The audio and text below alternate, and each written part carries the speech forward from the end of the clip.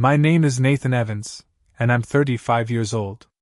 When my wife Vanessa looked me in the eyes at our 10th anniversary dinner and said, "I've been cheating for 2 years. I'm leaving you," I didn't break down. I didn't rage. I simply smiled, raised my glass, and watched her face transform from confident to terrified when she saw who walked into the restaurant. Before I share the rest of this story that changed my life forever, I'd love to know where you're watching from. Drop your location in the comments below, and don't forget to hit the like and subscribe buttons. This story about betrayal, revenge, and ultimately redemption might just teach you something about standing your ground when everything falls apart. Let's continue. Vanessa and I met during a charity fundraiser at university 12 years ago. I was volunteering at the registration table when she approached with a dazzling smile. She wore a simple blue dress that matched her eyes, and her dark hair fell in waves past her shoulders. When she introduced herself, I fumbled with the donor list, completely captivated. By the end of the evening, I had her number and a promise for dinner that weekend.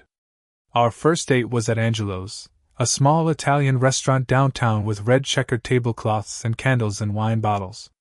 Nothing like the upscale place I chose for our anniversary.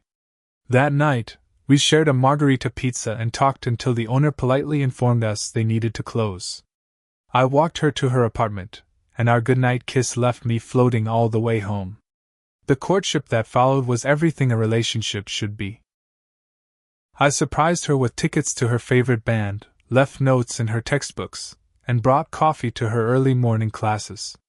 Vanessa matched my enthusiasm, planning picnics in the park and dragging me to art exhibitions I pretended to understand just to see her eyes light up as she explained the meaning behind abstract splatters of paint. 3 years later, I proposed during a weekend trip to the mountains. I'd planned to do it during sunset, but rain forced us inside our cabin. As we sat by the fireplace, wrapped in blankets with mugs of hot chocolate, I realized the moment was perfect anyway. When I pulled out the ring, Vanessa gasped, tears forming in her eyes before she even said yes. She launched herself into my arms so forcefully that hot chocolate spilled across the rug. We laughed, kissed, and spent the evening calling our families with the news. Our wedding was small but beautiful. Just 50 guests in a garden ceremony with fairy lights and wildflowers. Vanessa's father, a usually stoic man, cried when he gave her away.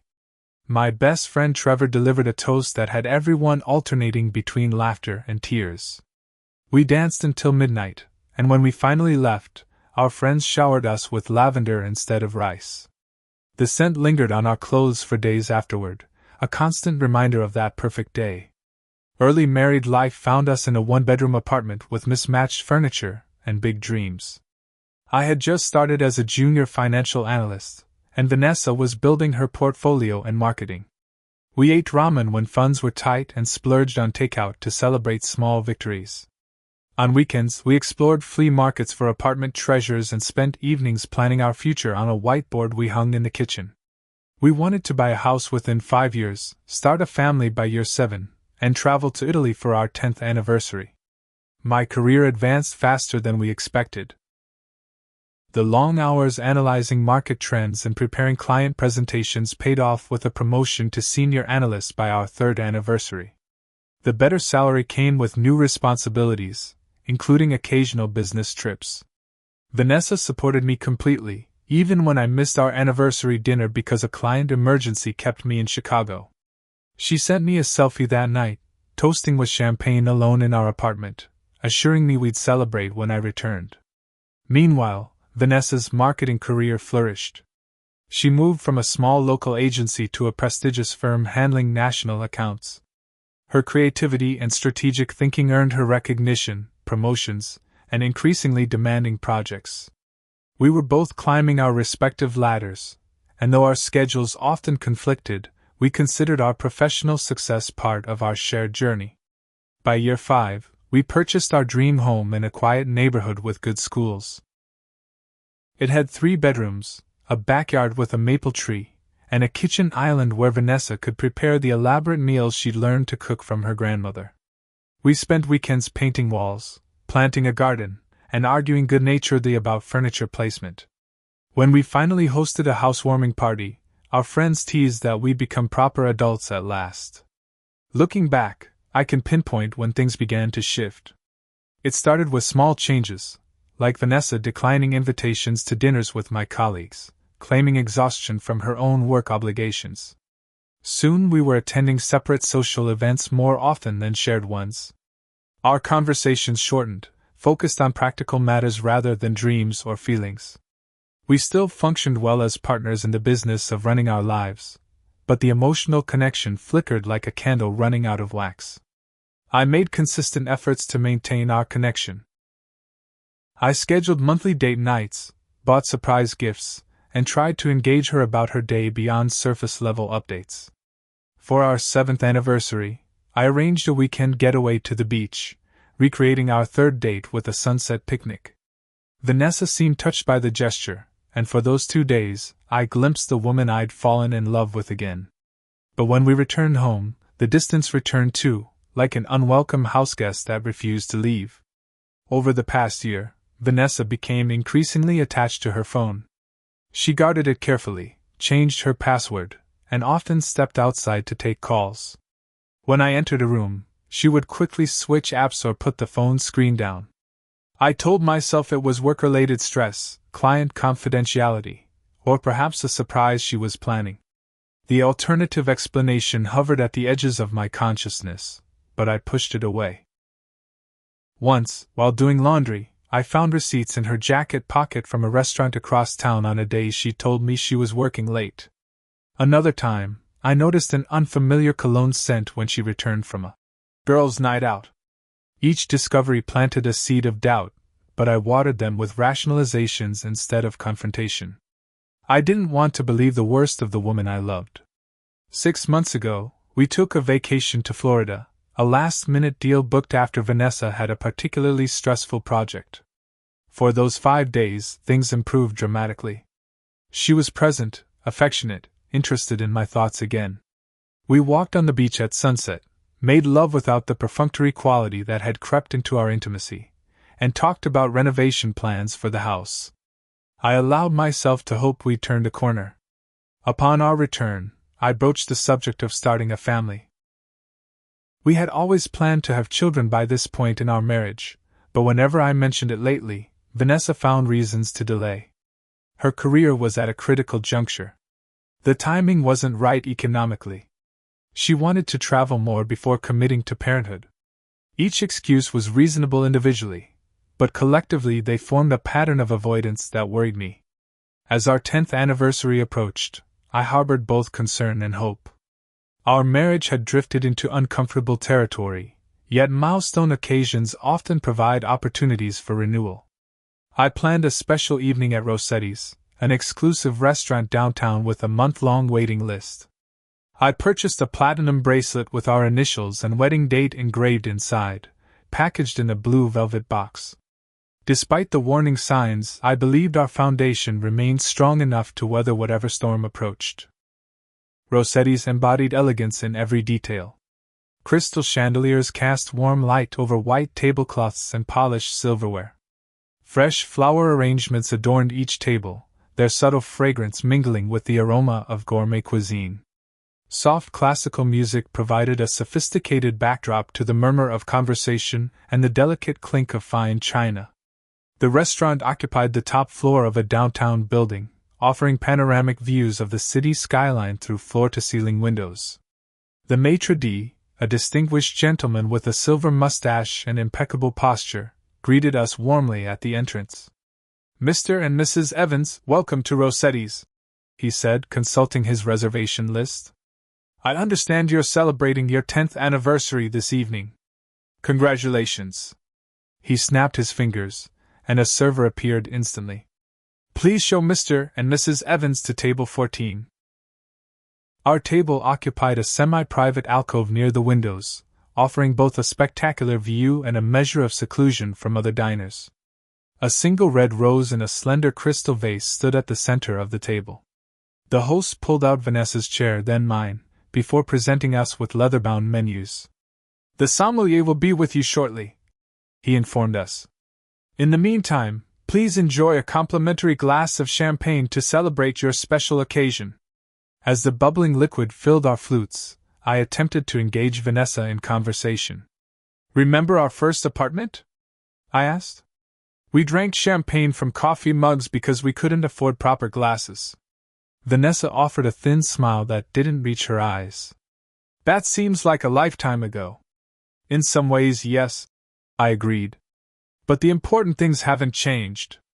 I reached across the table for her hand, but she subtly shifted to adjust her napkin, avoiding the contact. Throughout the appetizer course, a delicate arrangement of seared scallops for me and a micro-green salad for Vanessa, she checked her phone repeatedly beneath the table. Each time, her expression shifted minutely, a fleeting tension around her eyes or a slight tightening of her jaw. When she thought I wasn't looking, she typed quick responses, her thumbs moving rapidly before returning the device to her purse. After our entrees arrived, I extracted the small gift-wrapped package from my jacket pocket and placed it on the table between us. Happy anniversary, Vanessa. She stared at the package as if it were a ticking bomb. You didn't have to get me anything. I wanted to, I said, pushing it closer to her. Open it. With reluctant fingers, she unwrapped the paper, revealing the velvet box within. She opened it slowly, and despite her apparent detachment all evening, her eyes widened slightly at the platinum bracelet nestled inside. Nathan, this is... She lifted it, examining the engraving. It's beautiful. May I? I asked, taking the bracelet and reaching for her wrist. She allowed me to fasten it, though I noticed her subtle flinch at my touch. After securing the clasp, I kept hold of her hand. Vanessa, what's going on? You've been distant all evening. Actually, you've been distant for months. She withdrew her hand and took a large sip of champagne, almost emptying the glass. Then she straightened her shoulders and met my eyes directly for the first time that evening. I've been meaning to talk to you about something. My stomach tightened, but I maintained a neutral expression. I'm listening. I've been cheating for 2 years, she said, her voice steady. I'm leaving you. The words hung in the air between us like suspended glass shards. I remained perfectly still, my face betraying nothing of the internal confirmation of my worst suspicions. His name is Gregory Mills, she continued, apparently emboldened by my lack of visible reaction. He works at my firm. We've been together since the Caldwell campaign. I remembered the Caldwell campaign, a major project that had kept Vanessa working late for months. The late nights, the weekend strategy sessions, the business trips that couldn't be rescheduled. All the pieces clicked into place with brutal clarity. Gregory understands me in ways you never did, Vanessa said, twisting the bracelet on her wrist. We connect intellectually, emotionally, creatively. It started as a professional relationship, but it became so much more. She took another sip of champagne. I've already found an apartment. I'm moving out tomorrow and moving in with Gregory. I see, I said, my voice remarkably steady. I want an amicable divorce. She continued. I don't want to fight over assets or drag this through lengthy proceedings. We can both move on with dignity. She slid her wedding ring off and placed it on the table. I'm sorry, Nathan. I never meant to hurt you, but I need to be true to myself. What happened next clearly wasn't what Vanessa expected. Instead of anger, tears, or pleading, a strange smile spread across my face. The expression seemed to unnerve her. Why are you smiling? She demanded. Did you hear what I just said? I'm leaving you for another man. I nodded slowly, still smiling. I heard you perfectly. And I'd like to propose a toast. I raised my champagne glass. But first, we should wait for our dinner guests to arrive. Dinner guests? Confusion clouded her features. What are you talking about? I just told you I'm leaving you, and you invited people to join us? Not exactly, I replied, checking my watch. But they should be here any minute. In fact, I glanced toward the restaurant entrance. Here comes one of them now. 3 weeks earlier, I returned home a day early from a business trip to Denver. The quarterly finance conference had ended sooner than expected when the keynote speaker fell ill, and I decided to surprise Vanessa. I stopped by a florist and picked up a bouquet of lilies, her favorite. When I arrived home, the house was empty. According to her schedule on our shared calendar, she should have been working from home that day. I placed the flowers in a vase and went upstairs to unpack. As I hung my suit in the closet, something caught my eye, a cufflink on the carpet beside our bed. Silver with an onyx inlay, definitely not mine. I picked it up, turning it over in my palm. My mind raced through explanations: a friend visiting, a relative staying over, a delivery person dropping something. But none satisfied the growing knot in my stomach. That night, while Vanessa showered, I checked our phone records online. One number appeared repeatedly, at all hours, often for extended conversations. Some calls occurred minutes after Vanessa told me she was going to sleep. Others happened during her supposed lunch breaks, or while I was traveling. The pattern was unmistakable. The next day, I contacted Brighton Investigations. Melissa Brighton, the owner, had a reputation for discretion and thoroughness. She listened to my suspicions without judgment and outlined her services. I hesitated briefly. Hiring a private investigator felt like the point of no return, an admission that trust had completely eroded. But I needed to know the truth, whatever it might be. 5 days later, Melissa delivered her report. The photographs were crisp, undeniable: Vanessa and a tall, well-dressed man entering a boutique hotel downtown. Vanessa and the same man having dinner at an intimate restaurant, holding hands across the table. Vanessa kissing him goodbye beside his luxury car.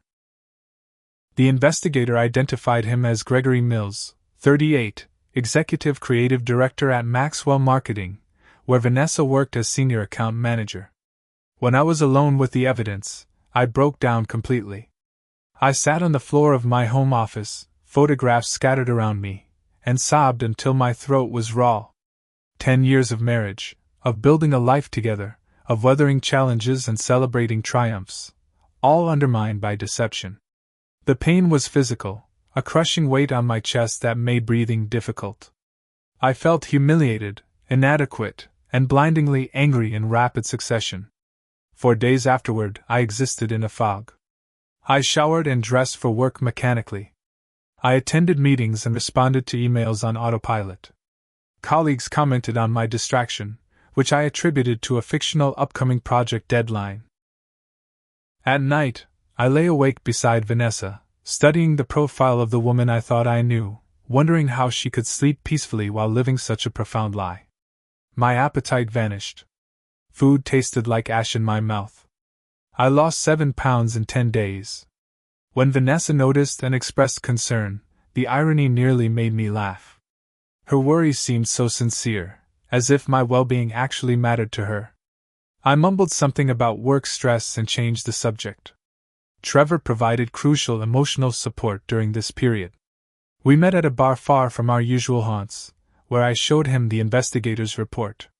His initial reaction, suggesting confrontation and immediate divorce, evolved into more measured advice as we talked. "Don't make permanent decisions from temporary emotions," he counseled. "Take time to think about what you want the outcome to be." My sister Heather offered similar wisdom, along with a standing invitation to stay in her guest house if needed. "Whatever you decide, I'm here for you," she promised. "But remember that how you handle this will define you long after the pain subsides." Their perspectives helped me step back from raw emotion and consider my next steps strategically. I decided to learn everything possible about Gregory Mills before confronting Vanessa. If my marriage was ending, I wanted to understand exactly what, or who, had replaced me. Through industry contacts and social media, I pieced together Gregory's professional history. Harvard Business School graduate. Stints at major agencies in New York and Chicago before joining Maxwell Marketing 3 years ago. Impressive client roster. Regular speaker at marketing conferences. His online presence portrayed a charismatic, successful professional with expensive tastes, designer suits, luxury watches, exotic vacations. But inconsistencies emerged as I dug deeper. references to previous positions that didn't appear on his LinkedIn profile, a peculiar gap in his employment history, contradictory information about his educational background. Small discrepancies individually, but collectively they suggested a carefully curated public image with deliberate omissions. My financial analyst background proved useful as I examined publicly available information about Maxwell Marketing. Their recent quarterly report showed impressive growth in the division Gregory managed, but the numbers seemed almost too perfect. Having analyzed countless financial statements for potential investments, I recognized the subtle signs of creative accounting. The tipping point came when I discovered through a mutual connection that Gregory had been married before, a detail absent from all his professional biographies. This revelation led me to contact Curtis Lawson, the CEO of Maxwell Marketing and Gregory's direct supervisor. I framed my inquiry carefully, expressing concern about potential improprieties without directly accusing anyone or revealing my personal connection to the situation. Curtis's response was measured but indicated interest. We arranged to meet at a coffee shop outside the city. There, I shared my suspicions about Gregory's professional ethics, supporting my concerns with the discrepancies I'd identified. I deliberately omitted any mention of Vanessa, presenting my interest as that of a financial professional who noticed red flags. Curtis listened attentively, occasionally asking clarifying questions. When I finished, he revealed that internal auditors had flagged unusual patterns in Gregory's department. "Nothing conclusive yet," he said, "but your observations align with our concerns." He promised to investigate further and keep me informed, appreciating the professional courtesy of my approach. 2 days later, Curtis called with alarming news. A thorough audit had uncovered significant financial irregularities tied directly to Gregory. Client funds had been misallocated, expense reports falsified, and company resources diverted to personal use. The evidence indicated sophisticated fraud spanning approximately 18 months. "We're building a case for termination and possible criminal charges," Curtis explained. "But we need to proceed carefully given his position and the potential impact on client relationships." When I mentioned the upcoming anniversary dinner where I expected Vanessa to end our marriage, Curtis proposed a plan. He would arrive at the restaurant with evidence of Gregory's professional misconduct, providing Vanessa with critical information before she made irrevocable decisions. "People deserve to know who they're really dealing with," he said. The emotional toll of maintaining normalcy while waiting for the anniversary dinner was immense. Each morning, I woke beside Vanessa wondering how she could continue the charade.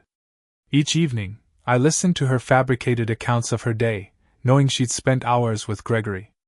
The deception that had seemed shocking at first now appeared pathological, almost impressive in its consistency.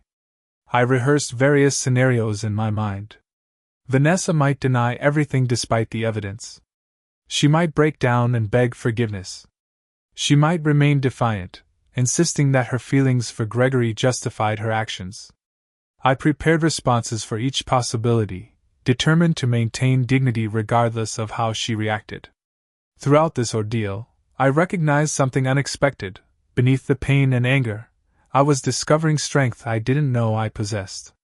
The man I had been 3 weeks ago, trusting to the point of naivety, conflict avoidant, desperate to preserve harmony at any cost, was transforming into someone more discerning, more assertive, more willing to demand respect. Whatever happened with Vanessa, I would not be diminished by her betrayal. Back at our anniversary dinner, I raised my champagne glass in Vanessa's direction. "To your new life, Vanessa," I said evenly. "May you find the honesty in it that you couldn't find with me." Her eyes narrowed. "What's that supposed to mean?" "Exactly what I said." I took a sip, maintaining eye contact over the rim of my glass. "You've made your choice. I'm simply wishing you well." "You're taking this suspiciously well," she said, clutching her purse tighter. "It's creepy, Nathan. I expected anger, not whatever this is. Disappointment? Acceptance? Recognition that I deserve better than someone who could lie to my face for 2 years?" I checked my watch again. "As I mentioned, we should be having company shortly." I'm not staying for whatever dramatic scene you've planned, Vanessa said, pushing her chair back. I've said what I needed to say. Just then, the maitre d' approached our table, followed by a distinguished man in his 50s. Tall and broad-shouldered, with salt and pepper hair and a tailored navy suit, he carried an air of authority that turned heads as he passed. Vanessa froze mid-rise, her face draining of color. "Mr. Lawson," she whispered. "Vanessa." Curtis nodded, his expression grave. "I hoped I might find you here. You know each other?" I asked innocently, as if this encounter were coincidental. "Curtis Lawson," I continued, standing to shake his hand. "CEO of Maxwell Marketing. Curtis, this is my wife, Vanessa Evans. We've met at company functions," Curtis said, "though we haven't had many opportunities for direct conversation." He turned to Vanessa. "I apologize for interrupting your anniversary celebration, but there's an urgent matter we need to discuss. May I join you?" "Actually, we were just leaving," Vanessa said quickly, gathering her purse and wrap. "Perhaps tomorrow at the office would be better." "I'm afraid this can't wait," Curtis replied, placing a leather portfolio on the table. "It concerns Gregory Mills." At the mention of her lover's name, Vanessa sank back into her chair. "What about Gregory?" Curtis glanced at me, and I nodded slightly. He opened the portfolio and extracted several documents. "As of this afternoon, Gregory Mills has been terminated from Maxwell Marketing for gross misconduct, including embezzlement, fraud, and misappropriation of company assets." "That's impossible," Vanessa protested. "There must be some mistake." "No mistake," Curtis said firmly. He laid out financial statements, audit reports, and internal communications. Over the past 18 months, Gregory diverted approximately $780,000 from client accounts through a sophisticated scheme involving fake vendors and inflated expenses. Vanessa stared at the documents, her hands trembling slightly as she picked up a spreadsheet detailing funds transferred to offshore accounts. "I don't understand. Gregory handles creative direction, not finances. His position gave him approval authority for certain expenditures," Curtis explained. "He exploited that authority systematically." He pointed to a highlighted section. "These transactions coincide with the Caldwell campaign you worked on together."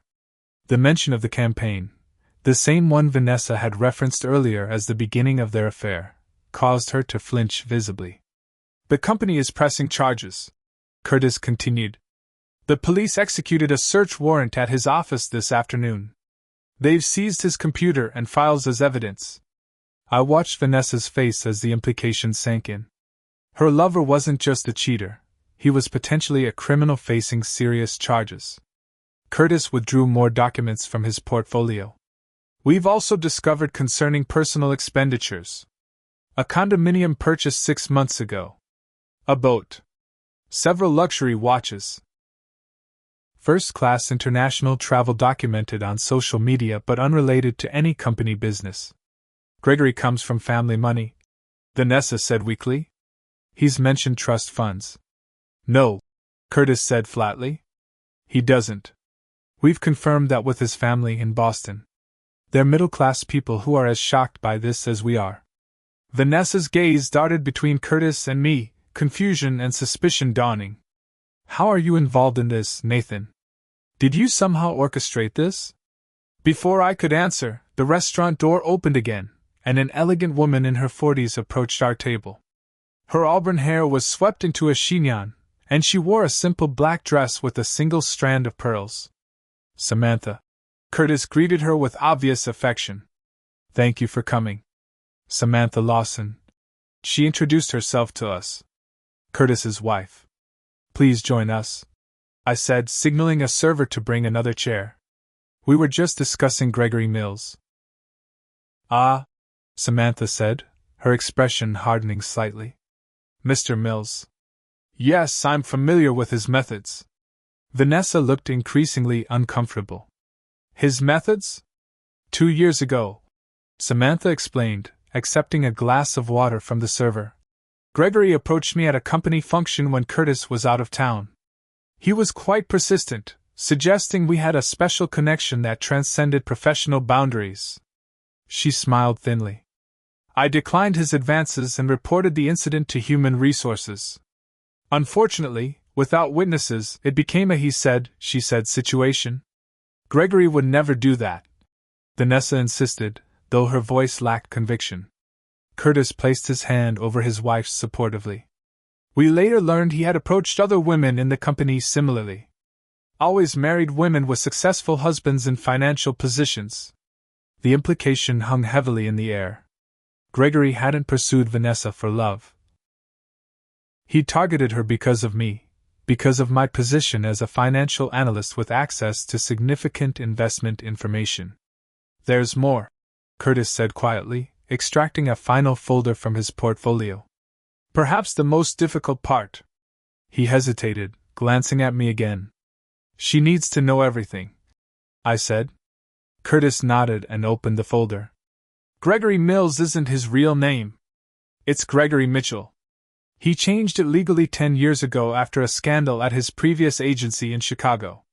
He slid across a copy of a marriage certificate and family photographs. He's married Vanessa. Has been for 15 years. His wife and 2 children live in Milwaukee. He visits them monthly during his supposed business trips to Chicago. Vanessa's face crumpled as she stared at the photograph of Gregory with his arms around a smiling woman and 2 preteen children. Recent holiday photos showed them at a lake house, at a school graduation, at what appeared to be a family reunion. That's not possible, she whispered. He said he was divorced. He said his ex-wife lived in California. He maintained separate identities in different cities, Curtis explained. Driver's licenses with slight variations of his name. Different credit cards. It's all documented here. He indicated the paperwork spread across the table. The authorities are investigating potential identity fraud charges in addition to the embezzlement. Vanessa stood abruptly, her chair scraping loudly against the floor. Several nearby diners turned to look. I need some air, she mumbled, grabbing her purse and hurrying toward the exit. I watched her go, feeling a strange mixture of vindication and sadness. Curtis gathered the documents carefully back into his portfolio. I'm sorry it had to happen this way, he said.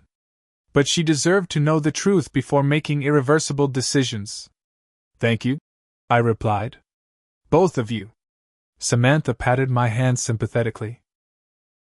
The truth is painful, but living a lie is ultimately more destructive. Through the restaurant's windows, I could see Vanessa standing on the sidewalk outside, her shoulders shaking as she wiped at her eyes. The bracelet I had given her caught the streetlight, flashing momentarily. Do you think she'll go to him now? Samantha asked. No, I said with certainty. Vanessa has many flaws, but she's not stupid. She knows now that everything Gregory told her was fabricated. The question is what she'll do next. As if on cue, my phone buzzed with a text message from Vanessa. I'm going for a drive. Don't wait up. We'll talk tomorrow. I showed the message to Curtis and Samantha. Phase 1 complete, I said, signaling the waiter for the check. Now we wait. Vanessa's abrupt departure left an awkward vacuum at our table. The server approached uncertainly, glancing at the empty chair and the barely touched entrees. Is everything all right with your meals? He asked. Fine, I assured him. My wife wasn't feeling well. Could you box her dinner? We'll take it with us. As the server retreated, Curtis leaned forward. She took that harder than I expected. Finding out your lover is a fraud, embezzler, and bigamist all at once would unsettle anyone, Samantha observed. I stared at my wedding ring, twisting it absently. She was planning to leave me for him tomorrow. Had an apartment lined up and everything. Jesus, Curtis muttered. I knew they were involved, but I didn't realize it had progressed that far. Neither did I admitted. Not until tonight. Samantha's expression softened with sympathy. What will you do now? Before I could answer, the restaurant manager appeared beside our table, a slender woman in a tailored black suit with an apologetic smile. Mr. Evans, she began. While we sympathize with your personal situation, several guests have expressed concern about the discussion at your table.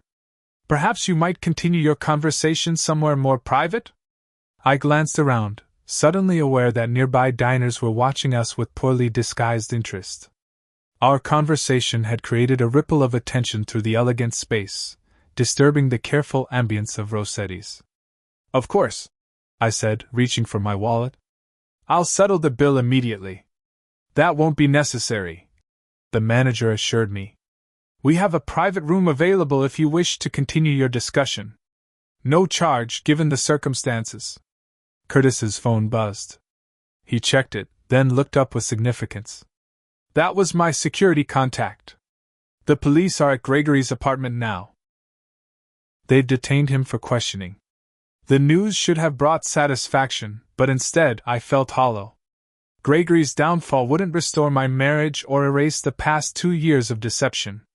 Let's take the private room, I decided. There's more to discuss. The manager led us through a discreet door at the back of the restaurant into a well-appointed room with a round table and comfortable chairs. A server followed with our meals and fresh drinks. Once we were settled, Curtis continued the conversation. Gregory was remarkably calm when security escorted him out. Almost as if he expected it. He asked for his attorney and said nothing else. Sociopaths often maintain composure when caught, Samantha said. They believe they can talk their way out of anything. How did you discover the financial irregularities? I asked Curtis. You mentioned suspicions before, but not the details. Curtis exchanged glances with his wife. Actually, it was Samantha who first noticed something amiss. As our CFO, she reviews all departmental expenditures. Wait, I interrupted, turning to Samantha. You're the CFO of Maxwell Marketing? I thought you were just the CEO's wife? She smiled wryly. A common assumption. Curtis and I co-founded the company 15 years ago. I handle the financial side. He manages client relationships and creative direction. Gregory didn't know that, Curtis added. He assumed Samantha was a trophy wife with no involvement in the business. That oversight proved fatal to his scheme, Samantha continued. I noticed discrepancies in expense allocations for the Caldwell campaign, costs that seemed excessive for the deliverables produced. When I questioned them, Gregory provided plausible explanations backed by documentation that seemed legitimate on the surface. But you weren't convinced, I surmised. No. The documentation was too perfect. After 20 years in finance, you develop a sense for when numbers have been manipulated. She sipped her water. I initiated a discreet audit, routing it through an external firm to avoid tipping him off. And that's when you discovered the extent of the fraud, I concluded. Precisely. Gregory had created shell companies that appeared to provide specialized services to our clients. He approved invoices from these companies, which were actually diverting funds to accounts he controlled. Sophisticated but ultimately traceable, Curtis said. When Nathan approached me with his concerns, the audit was already underway. His observations confirmed what we suspected. What happens now? I asked. With Gregory, I mean. He'll face criminal charges for embezzlement at minimum, Curtis replied. Possibly wire fraud, identity theft, and tax evasion as well. The evidence is substantial. And his wife in Milwaukee? Does she know? We contacted her this afternoon, Samantha said. She was devastated but not entirely surprised. Apparently, he's had business trips to cities other than Chicago over the years. She'd suspected infidelity but not criminal activity. The conversation paused as a server entered with coffee. When we were alone again, Curtis turned to me with a serious expression. Nathan, I need to ask, how did you know to investigate Gregory? You mentioned discrepancies in his background, but what prompted you to look in the first place? I hesitated, then decided complete honesty was necessary. 3 weeks ago, I returned early from a business trip and found evidence that Vanessa was having an affair. I hired a private investigator who identified Gregory as her lover. I withdrew the investigator's report from my briefcase and passed it to Curtis. He and Samantha reviewed the photographs and timelines silently. "I'm sorry," Samantha said finally. "This must be incredibly painful for you." "It was," I acknowledged. "Still is." But once I knew about the affair, I wanted to understand who Gregory really was. The more I dug, the more inconsistencies I found. When I discovered he'd been married before but had erased it from his professional history, I became suspicious of what else he might be hiding. "Why didn't you confront Vanessa immediately?" Curtis asked. "Part of me wanted to," I admitted. "But another part needed to understand the full picture before making any decisions.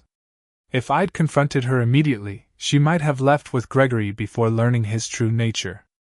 She would have continued believing he was the perfect man who rescued her from an unfulfilling marriage. Instead, she's now facing the harsh reality that she destroyed her marriage for a con artist," Samantha observed. "Yes. And while that might seem vindictive on my part, I believe she deserved to know the truth before making irrevocable decisions based on lies." "You did the right thing," Curtis assured me. "For Vanessa and for yourself." "Did I?" I wondered aloud. "I'm not sure. Part of me feels I should have told her immediately what I knew. Another part feels I manipulated the situation for maximum impact."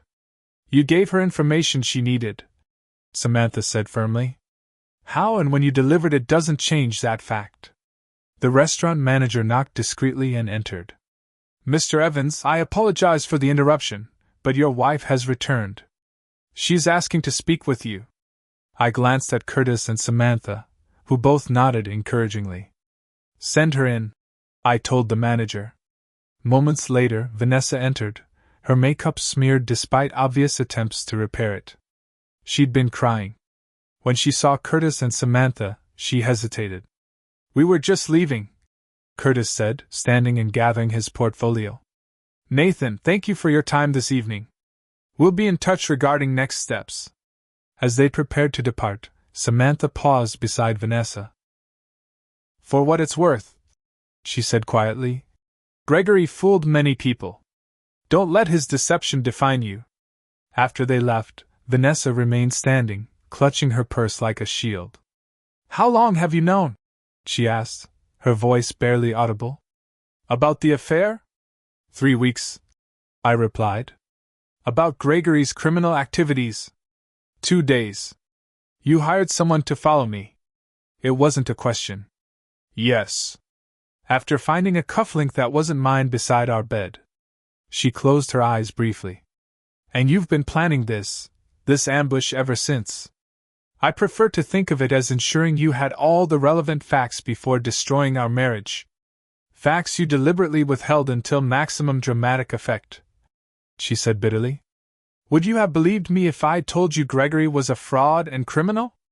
Or would you have dismissed it as a desperate attempt to keep you?" She had no answer for that. Instead, she sank into a chair across from me. "I feel like such a fool." "You were deceived by someone who deceives professionally," I said. "His wife in Milwaukee has been fooled for 15 years. That doesn't excuse what I did to you," she whispered. "No, it doesn't," I agreed. "Nothing excuses 2 years of lying and betrayal." "What happens now?" she asked, echoing my earlier question to Curtis. "That depends on you. Your lover is currently being questioned by police. Your job may be in jeopardy given your close association with him. And you've just announced your intention to end our marriage." I leaned back in my chair. "What do you want to happen now, Vanessa?" "I don't know," she admitted. "Everything I thought I knew has fallen apart in the span of an hour." "Then perhaps you should take some time to figure it out," I suggested, standing and retrieving my coat. "I'll be staying at Trevor's tonight. We can talk tomorrow when we've both had time to process everything." "Nathan," she called as I reached the door. "Did you ever suspect?" "Before the cufflink, I mean." I turned back to face her. There were signs. Receipts from restaurants you claimed never to have visited. Late nights and weekend work sessions that seemed excessive even for your position. The distance that grew between us. I shook my head. But I trusted you, Vanessa. I believed in our marriage enough to ignore the evidence until it became impossible to deny. I'm sorry, she said, tears welling in her eyes again. I know, I replied.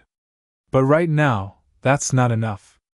I left her sitting alone in the private dining room, surrounded by the wreckage of our anniversary dinner and the shattered illusions of her affair.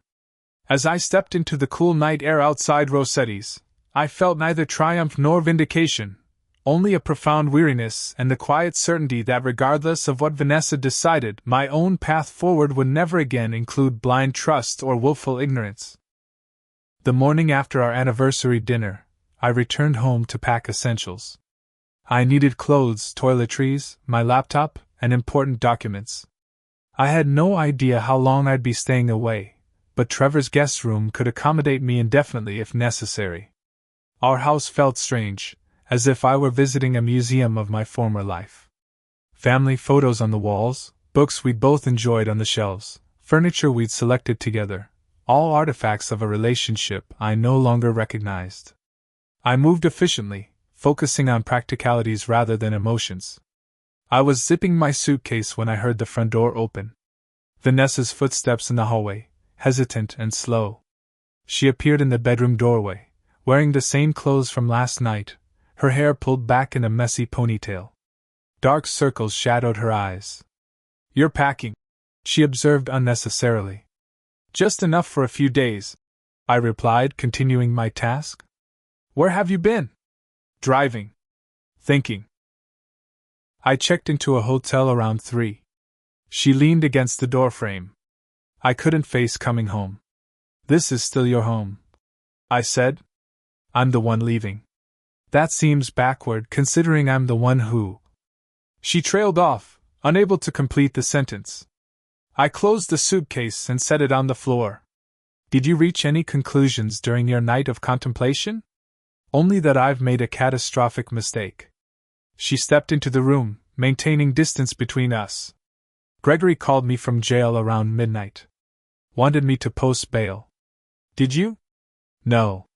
I blocked his number. She wrapped her arms around herself. Curtis called this morning. Apparently, Gregory implicated me in the fraud scheme. Claimed I knew about the fake vendors and helped create documentation. Did you? Of course not. Indignation flashed across her face. I would never. She stopped, seeming to realize the absurdity of protesting her innocence of financial fraud while admitting to marital betrayal. Curtis believes me. She continued after a moment. Said the evidence clearly shows Gregory acted alone. But I'm suspended pending investigation. I'm sorry about your job, I said, and meant it despite everything. Vanessa had worked hard to build her career. My job is the least of my concerns right now. She watched as I gathered my laptop and charger. Where are you going? Heather's. She has a guest house with more privacy than Trevor's spare room. Your sister always did look out for you.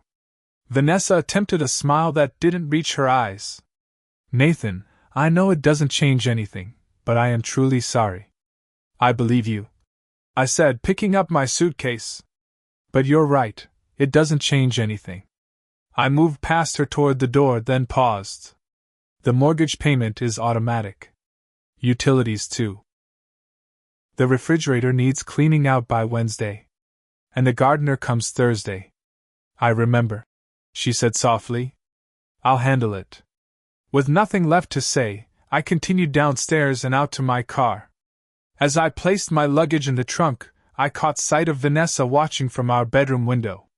The distance between us, once measured in emotional inches, now felt like miles of scorched earth that neither of us knew how to traverse. Heather welcomed me with the fierce protectiveness only an older sister can muster. After helping me settle into her guest house, a converted garage with a small kitchenette and bathroom, she provided practical necessities, extra towels, a spare key, and the Wi-Fi password. Do you want to talk about it? She asked, perched on the edge of the sofa while I unpacked. Not yet, I admitted. Still processing. Understandable. She stood and straightened a picture frame on the wall. Just so you know, I've already informed the family that you're staying with me for a while. Told them you're having some work done on your house. Figured you didn't need Mom's 20 questions right now. Thanks, sis. I appreciated the buffer she provided from well-meaning but intrusive family inquiries. Dinner's at 6, she said, heading for the door. Nothing fancy, just lasagna. Come up to the main house whenever you're ready. Or I can bring a plate down if you prefer to be alone. I'll come up, I promised. Could use the company, actually. Later that evening, after a surprisingly comfortable dinner with Heather, her husband Paul, and their teenage daughters, I texted Trevor to meet for drinks. He suggested O'Malley's, a quiet pub downtown where we could talk without shouting over music. You look like hell, he greeted me bluntly, sliding a beer across the table. Feel worse, I replied, taking a long swallow. Heather said Vanessa took it hard. Harder than I expected. I recounted the previous night's events, including Gregory's arrest and Vanessa's job suspension. Karma's working overtime on this one, Trevor observed. So what's your next move? I've consulted with Patricia Chin, I said, naming a divorce attorney with an excellent reputation. Initial consultation tomorrow afternoon. That was fast. No reason to delay. Whether Vanessa wants to reconcile or not, I need to understand my options. Trevor studied me over his glass. And if she does want to reconcile? Is that something you'd consider? Honestly? I don't know. I traced patterns in the condensation on my glass. 2 years of lies, Trevor. Not a momentary lapse or a drunken mistake. 2 years of calculated deception. Fair point, he conceded. Though finding out the guy was a criminal fraudster rather than Prince Charming might influence her perspective. Maybe. I shrugged. But it doesn't change what she did. Gregory being worse than expected doesn't make Vanessa better than she was. True, Trevor acknowledged. Just playing devil's advocate. I appreciate it, I said sincerely. Need all perspectives right now. We talked until closing time, covering everything from practical considerations like mortgage payments to philosophical questions about forgiveness and trust. Trevor, who had weathered his own divorce 5 years earlier, offered insights without pushing me toward any particular decision. By the time we parted, I felt marginally more grounded, though no closer to clarity about the future. The following week brought developments on multiple fronts. Patricia Chin outlined potential divorce scenarios, emphasizing that Vanessa's infidelity would have minimal impact on asset division in our no-fault state. My company granted me 2 weeks of personal leave after I explained the situation to my supervisor.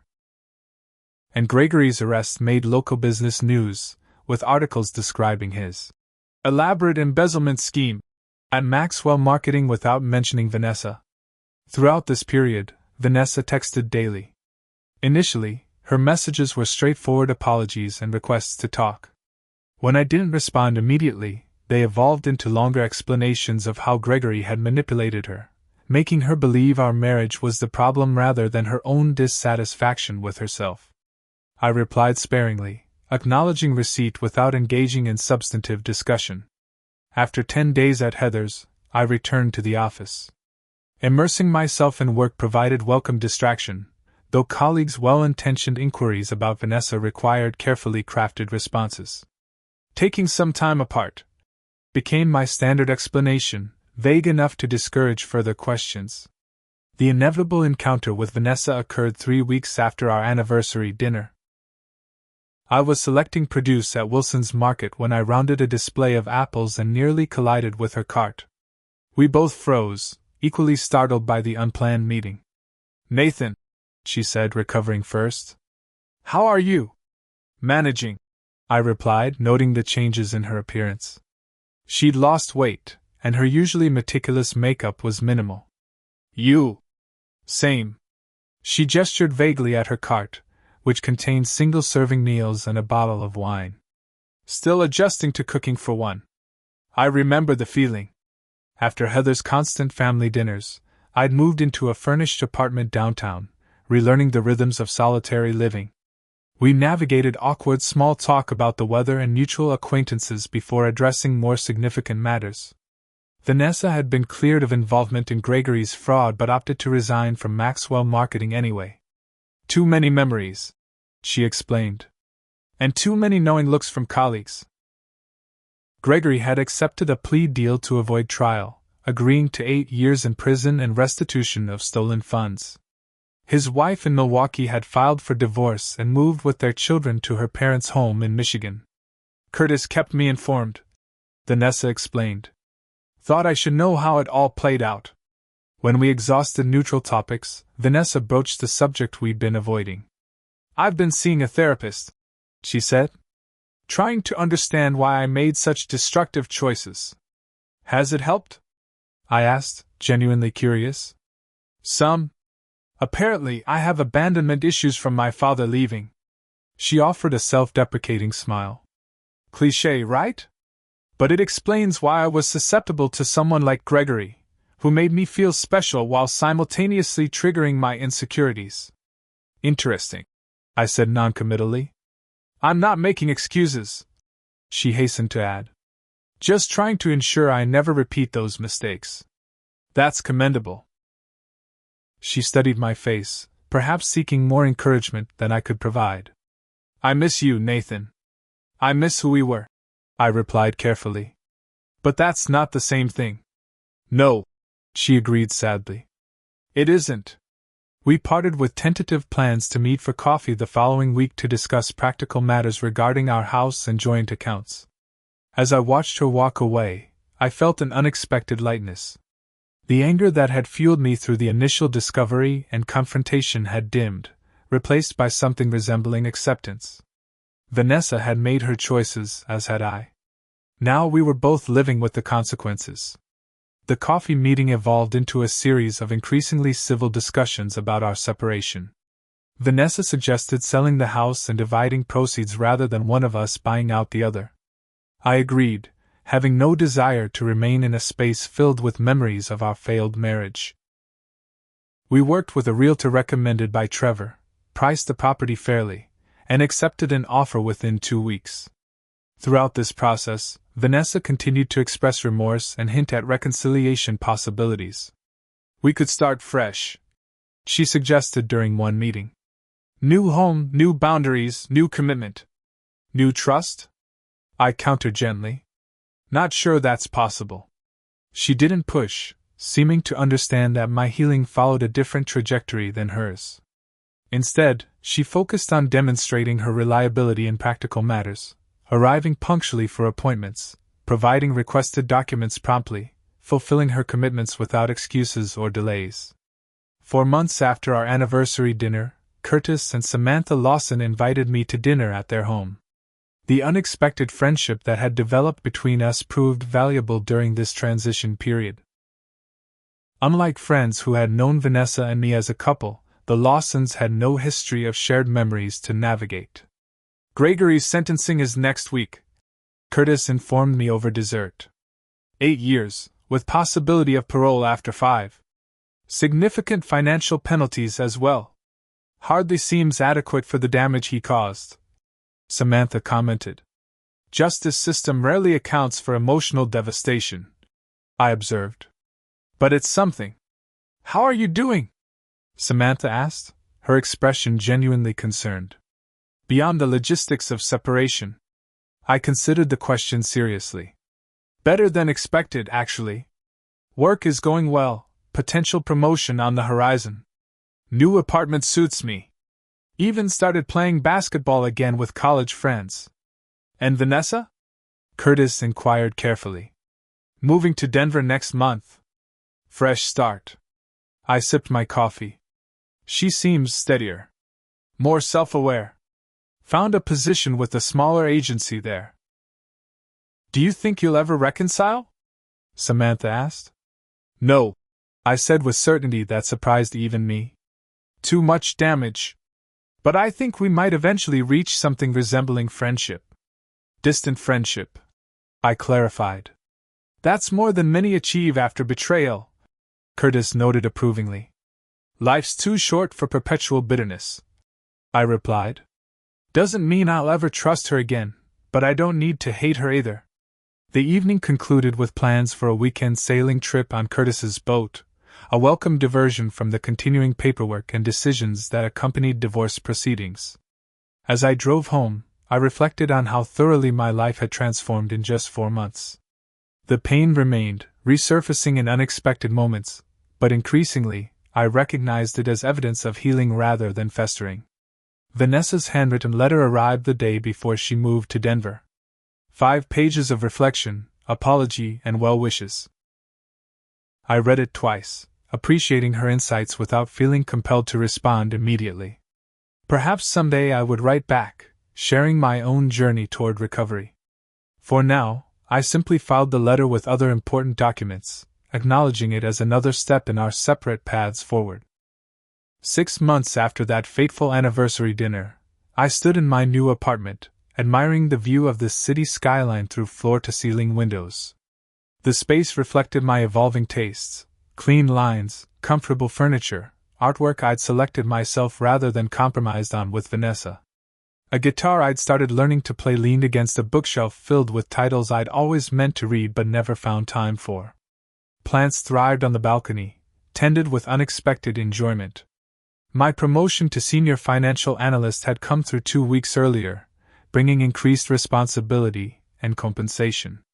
The professional confidence I'd maintained even during personal turmoil had impressed management, particularly my handling of a challenging client during the height of my marital crisis.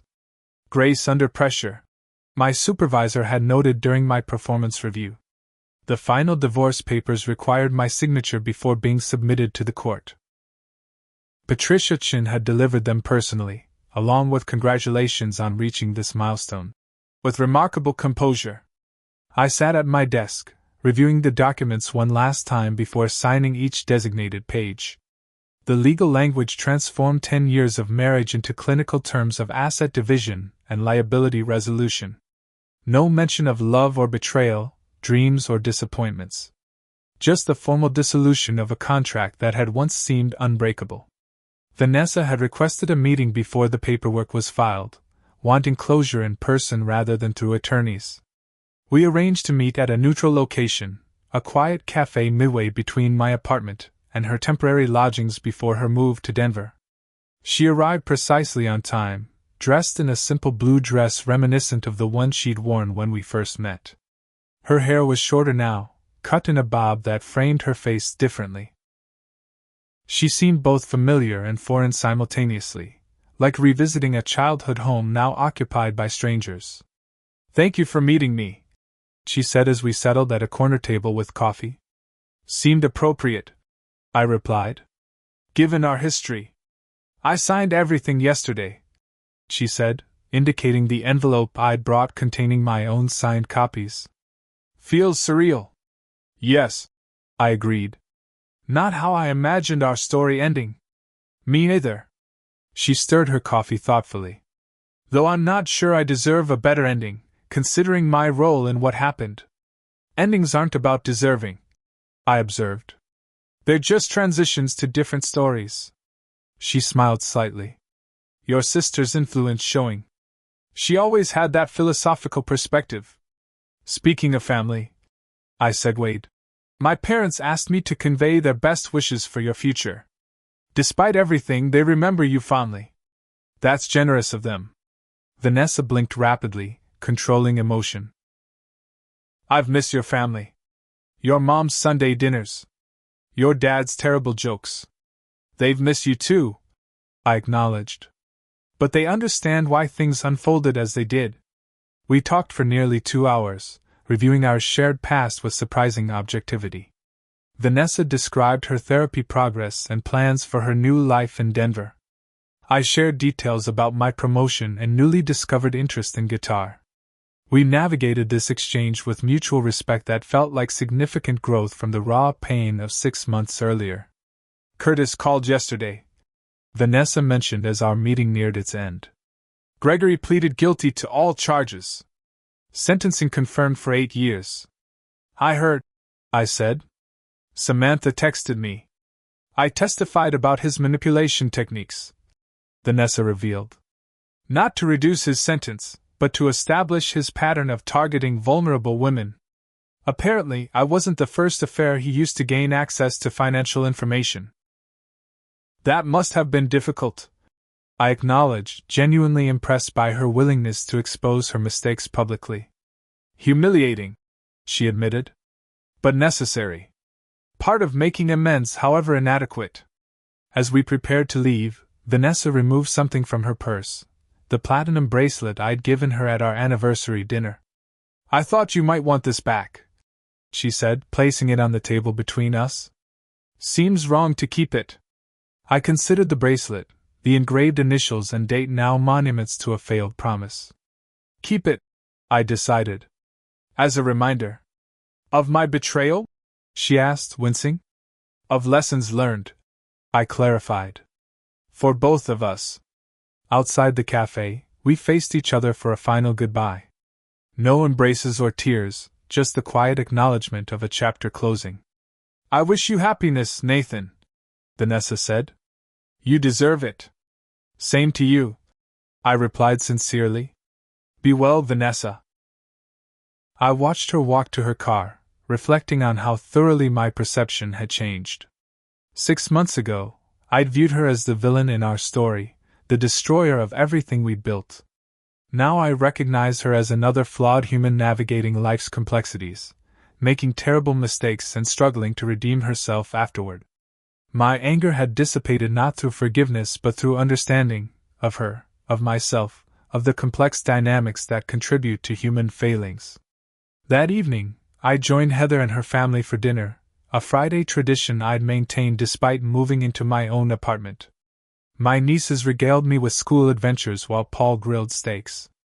Afterward, Heather and I sat on the porch swing, enjoying the spring evening.